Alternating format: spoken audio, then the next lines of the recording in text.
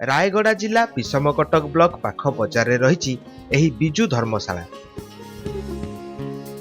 पूर्वर अकामी होई पड़ी रहिथिबा एही धर्मशालार परिचालना दायित्व नैछंती मां सर्वमंगला स्वयंसेवक गोष्ठीर सदस्य माने। सुलभ मूल्य रे यात्रींक पई रहणी व्यवस्था करी रोजगार करूछंती गोष्ठीर सदस्य।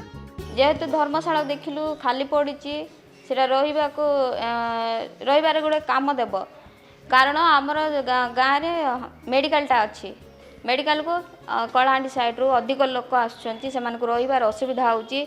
जोटा भी अच्छी आम लॉज सेठी अधिक दामी रे दबाक पड़ुची। तेणु आम निष्पत्ति नेलु 10 जन माँ बसिकी जे आम गोटे धर्मशाला को चलेबा।